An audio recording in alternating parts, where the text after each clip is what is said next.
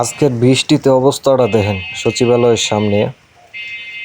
আজকে হচ্ছে গিয়ে 25 তারিখ 5ই মে 2026।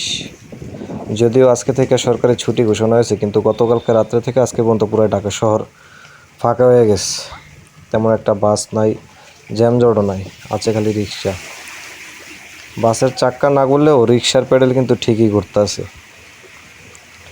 একটা জিনিস চিন্তা করলাম যে সরকারি ছুটি পাইছে বা যারা কর্মজীবী আছে এরা ঈদের ছুটি পাইছে, পরিবার পরিজনের লগে ঈদ করার লেগে দেশে চলে গেছে। কিন্তু এই যে দেখেন নিরীহ লোকগুলা, এদের পায়ের প্যাডেল কিন্তু ঠিকই চলতে আছে। একবারও চিন্তা করছেন এক কথা?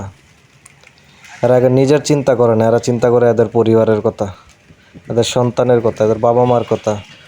এদের প্যাডেলের প্রত্যেকটা চাপই লুকায় আছে স্বপ্ন।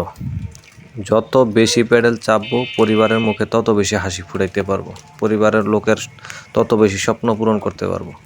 আর এটাই হচ্ছে পুরুষ মানুষ।